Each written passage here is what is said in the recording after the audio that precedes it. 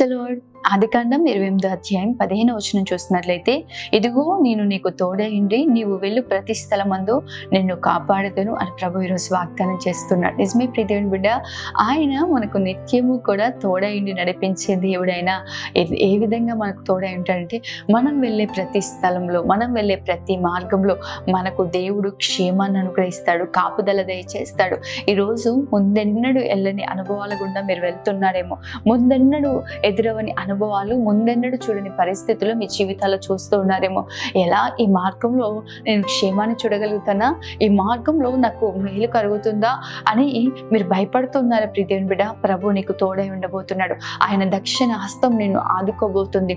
నిశ్చయంగా నువ్వు వెళ్ళే ప్రతి మార్గంలో దేవుడే నీకు క్షేమాన్ని అనుగ్రహిస్తాడు. దేవుని చిత్తానుసారంగా నడిపింపబడిన ప్రియదేవుని బిడ్డ, మీ మార్గంలో యెహోవాకు అప్పగించండి. అప్పుడు మీ కార్యములు సఫలమవుతాయని ప్రభు వాగ్దానం చేసిన రీతిగా మీ మార్గాన్ని ప్రభువుకు అప్పగించుకుంటుండగా ఘనమైన కార్యాలు మీ జీవితంలో మీరు అనుభవించుదురుగాక. ఆమేన్. God bless you.